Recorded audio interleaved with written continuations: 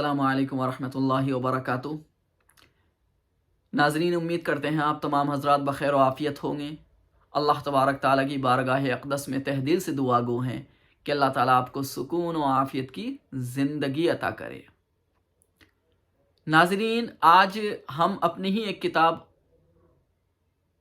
کا ذکر کرنے آپ کے سامنے آئے ہیں، آپ کی خدمت میں حاضر ہوئے ہیں۔ بات کچھ یوں ہے کہ ناچیز کی ایک کتاب ابھی منظر عام پر آئی ہے جس کا نام ہے اعداد القرآن۔ ہم اپنی متعدد ویڈیو کے ذریعے آپ تک یہ بات پہنچا چکے ہیں کہ علم العادات کی بہت بڑی ضرورت، بہت بڑی اہمیت ہے روحانی عملیات میں۔ اگر کوئی علم العادات سے واقف نہیں ہے تو روحانی عملیات میں وہ بہت دور تک اور بہت دیر تک نہیں چل سکتا۔ اگر مکمل طور پر علم العادات نہ صحیح، لیکن علم العادات کی بنیادی باتوں کا جاننا ہر ایک عامل کے لیے ضروری ہے اگر وہ حقیقتاً عامل بننا چاہتا ہے۔ اور علم العادات کے سلسلے میں ہم نے متعدد مرتبہ تفصیل کے ساتھ بتا چکے ہیں کہ علم العادات بھی ایک اپنی حقیقت رکھتا ہے، علم العادات کی بھی ایک اپنی حقیقت ہے، اور قرآن کریم میں 1 سے لے کر 9 عادات تک موجود ہیں۔ ہمارا یہ بیان بھی یوٹیوب پر موجود ہے، آپ دیکھ سکتے ہیں۔ ہم نے آیت کے ذریعے، حوالوں کے ذریعے، ایک آیت کے ذریعے بتایا ہے کہ کہاں پہ ایک ذکر ہوا ہے، کہاں پہ 2 عدد ذکر ہوا ہے، کہاں پہ 3 عدد ذکر ہوا ہے، الی آخری۔ بہرحال دوستو، علم العادات کا جاننا ہر عامل کے لیے نہایت ضروری ہے۔ علم العادات کا جاننا اس لیے ضروری ہے کہ روحانی عملیات میں ایک بہت اہم مرحلہ ہوتا ہے نقش نویسی کا، یعنی نقش تیار کرنا۔ اور نقش تیار کرنے کے لیے آپ کو علم العادات سے واقف ہونا ضروری ہے۔ کم از کم عادات نکالنے آپ کو ضرور آنے چاہیے، ورنہ آپ نقش برآمد نہیں کر سکتے۔ مثلا میں آپ سے کہوں کہ سلام قولا من رب الرحیم کا نقش بنائیے، تو سب سے پہلا مرحلہ، سب سے پہلا جو قدم ہوگا آپ کا، وہ ہوگا اس آیت کے، یعنی سلام قولا من رب الرحیم کے عادات کیا ہیں یہ نکالنے پڑیں گے۔ اس کے بعد ہی آپ نقش بنا پائیں گے، اس کے بعد ہی اگلا قدم آپ اٹھا پائیں گے۔ اگر آپ کو عادات ہی نکالنے نہیں آتے تو پھر ظاہر سی بات ہے آپ نقش بھی تیار نہیں کر سکتے۔ اور اگر آپ کو عادات نکالنے آئیں گے تو آپ منٹوں میں سلام قولا من رب الرحیم کا نقش کاغذ کی پیشانی پر اتار دیں گے۔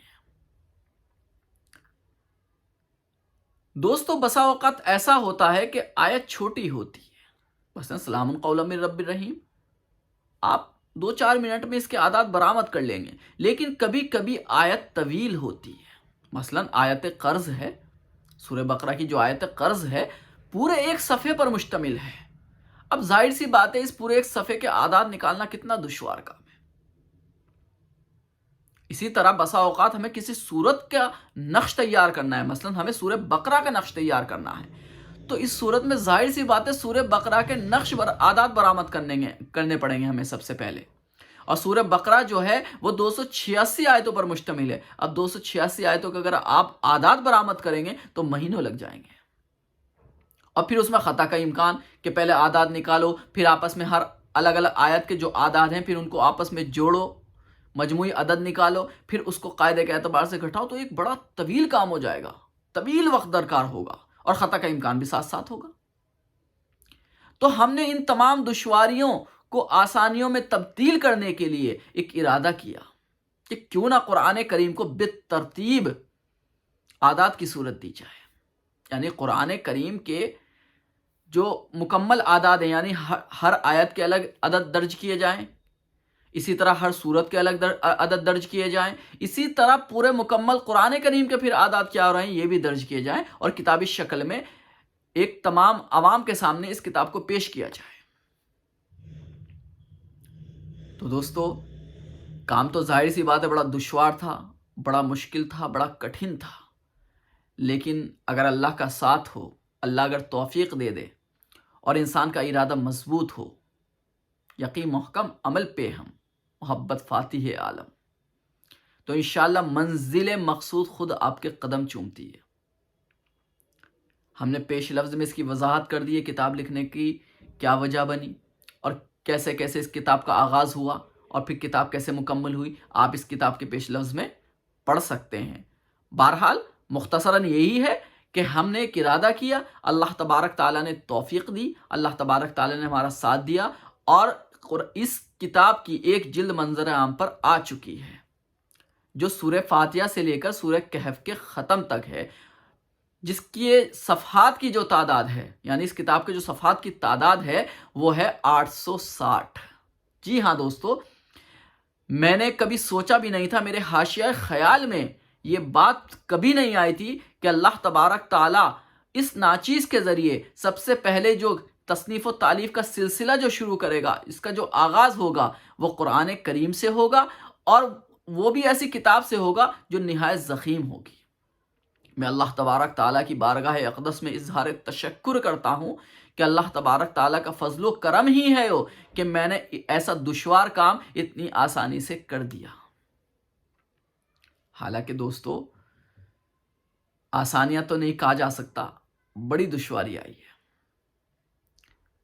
4-5 مرتبہ میں نے خود تصحیح کی ہے اس کتاب کی، اور یقین جانیں میں اللہ کی گواہی میں کہہ رہا ہوں، میں اب بھی مطمئن نہیں ہوں۔ اس لیے میں نے پیش لفظ میں لکھ دیا، جہاں کہیں آپ غلطی دیکھیں، مجھ سے کہیں غلطی ہو گئی ہے تو آپ اس کی اصلاح خود کر لیں۔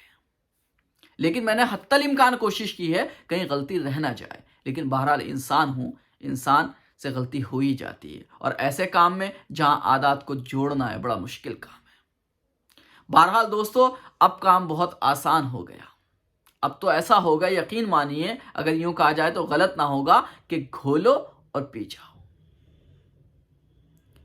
آپ کو سورہ آل عمران کا نقش تیار کرنا ہے، اعداد نکالنے کی کوئی ضرورت نہیں، اعداد نکالنے کی زحمت اٹھانا اب آپ کو ضروری ہی نہیں ہے، کوئی ضرورت نہیں ہے اب اعداد نکالنے کی۔ اس کتاب کو کھولیے، سورہ آل عمران کے آخر میں جائیے اور وہاں دیکھیے لکھا ہوگا سورہ آل عمران کے مجموعی اعداد۔ آپ ان مجموعی اعداد کو لیجئے، قاعدے کے اعتبار سے 30 گھٹا دیجئے اور 4 سے تقسیم کر دیجئے، نقش تیار۔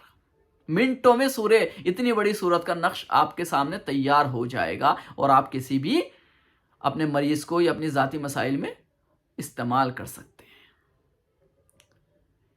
تو دوستو یہ بڑی اہم کتاب ہے، انشاءاللہ اس کتاب کو آپ ہمارے ادارے سے رابطہ کر کے منگا سکتے ہیں۔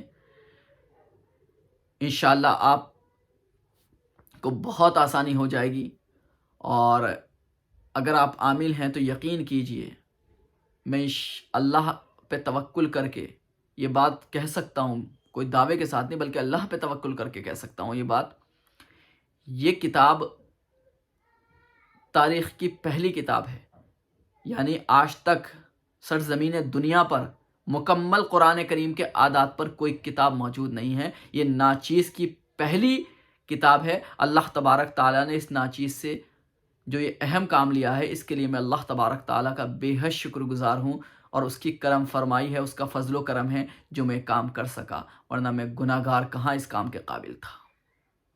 دوستو اس کتاب کو پڑھیے، مطالعہ کیجئے، اور جہاں کہیں غلطی محسوس ہو آپ کو خود اصلاح کر لیں، اور آپ اس کی نشاندہی کر کے ہمیں بھی اطلاع کریں تاکہ اگلے ایڈیشن میں اس کو صحیح کیا جا سکے۔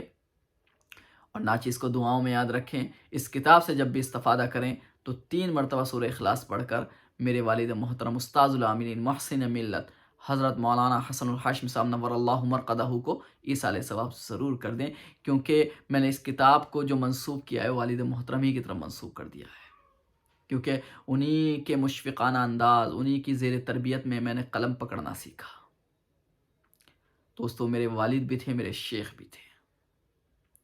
بہرحال دوستو اس کتاب کو آپ اس ادارے سے رابطہ کر کے منگا سکتے ہیں، ڈسکرپشن میں نمبرات موجود ہیں، آپ رابطہ کیجئے، انشاءاللہ آپ کے پتے پر کتاب پہنچ جائے گی۔